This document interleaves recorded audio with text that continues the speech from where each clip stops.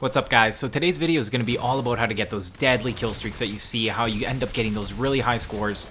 How do you really get this many kills in a game? Because I know a lot of people are struggling to break that 15 mark, 20, 25, 30, and then of course the coveted 40s and 50s. So what we're going to be doing in this video is kind of going over some of the decision making, and then you can just kind of see the kind of play that gets you those kind of kills, because mobility is always going to be a big part of it. If you guys haven't checked out some of my videos on mobility, check those out, because that again is what makes all these things possible. If you're a very stationary player, then you're really depending on the generosity of other players for you to achieve high scores. I also heard that they were going to be coming out with custom controllers, which is going to be a huge thing for the mobility on consoles. I'm really excited to see that. So what this is an opener, and you know I have a huge emphasis on openers in all video games. That's usually where I achieve most of my kill streaks, right at the beginning of the game. But I'm going to cover that in a different video, because those you actually want to know a few routes and where to anticipate people. So I'm going to cover that in a completely separate video, but I just want to put the emphasis on why I get huge scores is usually because of how well I do in the beginning of the game. That's where I have the most control. It's where you can really exploit the system. Once you get a few kills in a row, you end up building up your Titan meter faster, and then you're first to drop, and that's really what's key in breaking 200 points in attrition, because once you get that first Titan, you can start denying the other team from getting their own, and you can go on this huge massacre of pilots as well as all of the AI, because you can step on most of them for the beginning. You'll probably end up having control until Reapers come out if you play your cards right. So from here, it just ends up being a massacre as I make my way into their spawn and through the middle. I don't know if you guys saw that guy through the doorway. I didn't actually need my sonar pulse to see that guy, so try increasing your field of view. I find it really did help with my situational awareness. Knowing where people are is obviously pretty sweet. I'm not actually a huge fan of the blade. I just like the abilities that make my guy go faster or do cool stuff. But I definitely see where it's really good, especially if you're really on a team that's willing to cooperate like that. That's always something that you can definitely toss into a team. So this is going to be a lot about cover, and I'm using my pulse blade in the best way I know how, which is to keep it close to cover or somewhere where it's a limited area, so obviously you get more bang for your buck. Using it defensively like that, if anybody wants to approach me as I have cover, like I'm going to have full knowledge of where they are.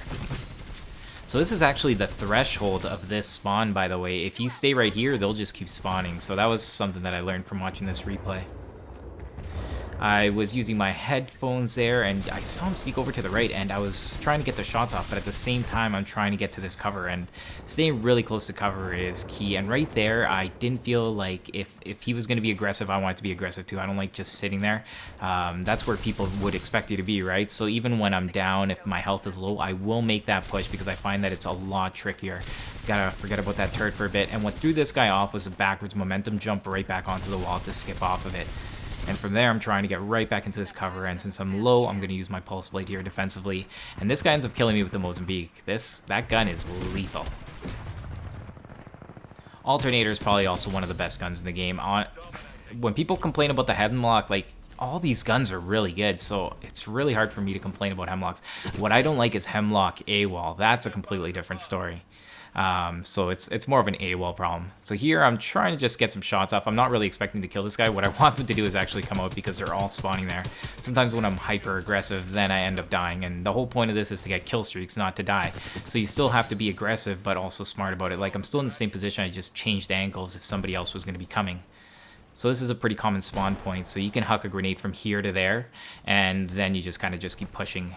I ended up pushing this all the way closed, and when they're going to spawn completely like in another spot. But I'm expecting someone to be here, and I don't know if this guy gave up, because it's just about the end of the game, and they were getting rocked. Looks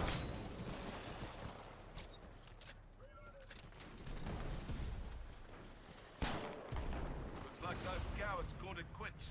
Couldn't have done it better myself. Excellent work. So yeah, I guess the announcer knew, because he keeps track of all the score and knows all the connections, right? Now I'm gonna have to leave this in here, because he used the Kraber on me from close distance, but I don't even think he was aiming at me. So you hear that? That is the sound of a turret. Turrets are still annoying, especially when there's a couple of them. And you know what's always close to a turret? The guy that laid it down.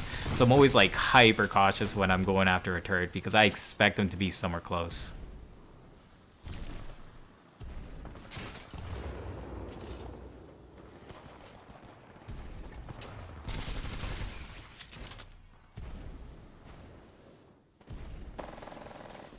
I was spamming it because I didn't actually have the charge. And it's interesting to think that if I would have landed that initial shot, I probably would have gotten in here in time to kill him.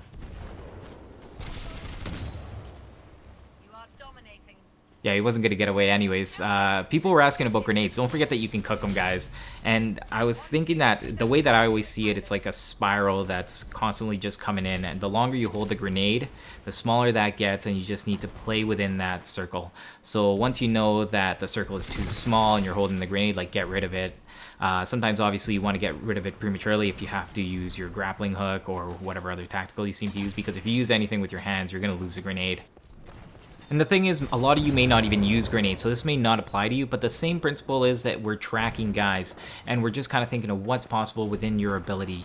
And when I play, honestly, everything just kind of feels like a montage, and why shouldn't it? Why can't you do these things? And I think you need to kind of experiment more, be more free, don't be rigid. That's why I don't teach routes. I think that's stupid. You need to go wherever you need to be, and that's going to be always specific to your situation. So all I try to do in these videos is give you some examples of how you can actually go about doing things and what things are possible, and you know, see what you guys can do. I've actually had a lot of success with arc grenades and attrition, especially when you put on the tactical that lets you have more things, more ordinances. Oh my god, I'm on a countdown. Alright, let's do an outro.